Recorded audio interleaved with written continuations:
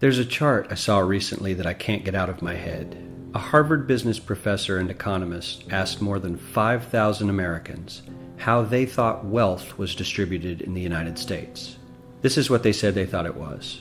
Dividing the country into 5 rough groups of the top, bottom, and middle 3 20% groups, they asked people how they thought the wealth in this country was divided. Then he asked them what they thought was the ideal distribution, and 92%, that's at least 9 out of 10 of them, said it should be more like this. In other words, more equitable than they think it is. Now that fact is telling, admittedly, the notion that most Americans know that the system is already skewed unfairly. But what's most interesting to me is the reality compared to our perception.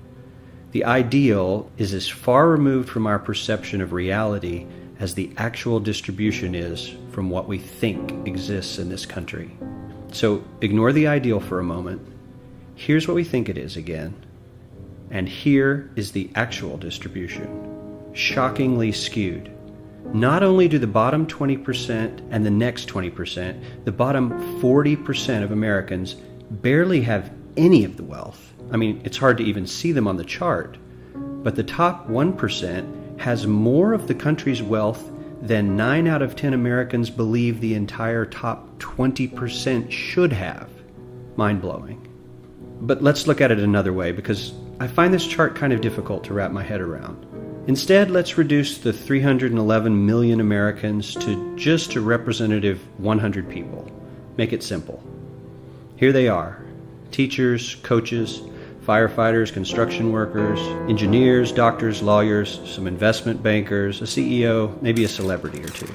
Now let's line them up according to their wealth. Poorest people on the left, wealthiest on the right, just a steady row of folks based on their net worth. We'll color code them like we did before based on which 20% quintile they fall into. Now let's reduce the total wealth of the United States, which was roughly $54 trillion in 2009, to this symbolic pile of cash. And let's distribute it among our 100 Americans. Well, here's socialism, all the wealth of the country distributed equally. We all know that won't work. We need to encourage people to work and work hard to achieve that good old American dream and keep our country moving forward. So, here's that ideal we asked everyone about.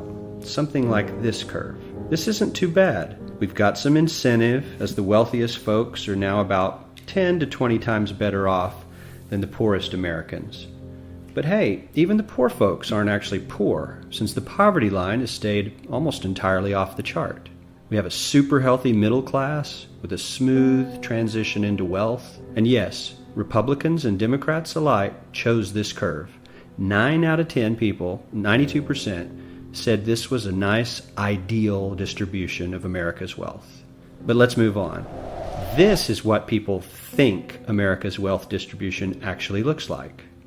Not as equitable, clearly, but for me, even this still looks pretty great. Yes, the poorest 20 to 30% are starting to suffer quite a lot compared to the ideal, and the middle class is certainly struggling more than they were, while the rich and wealthy are making roughly 100 times that of the poorest Americans, and about 10 times that of the still healthy middle class.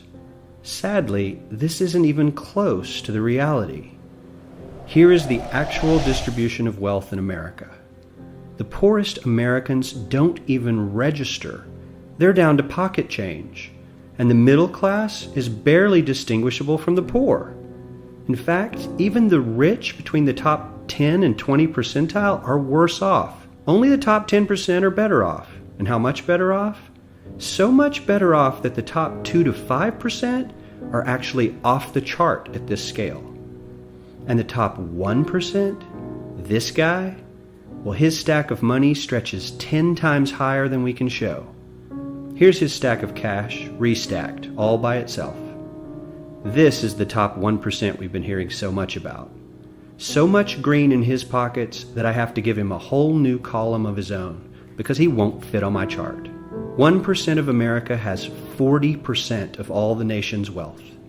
The bottom 80%, 8 out of every 10 people, or 80 out of these 100, only has 7% between them. And this has only gotten worse in the last 20 to 30 years.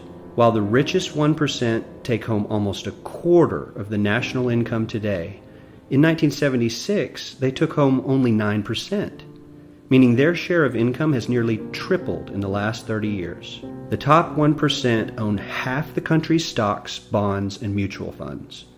The bottom 50% of Americans own only 0.5% of these investments, which means they aren't investing.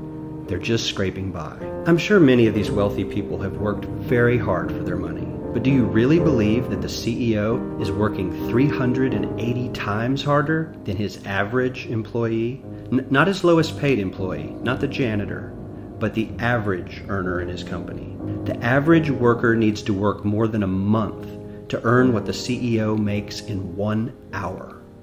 We certainly don't have to go all the way to socialism to find something that is fair for hardworking Americans. We don't even have to achieve what most of us consider might be ideal.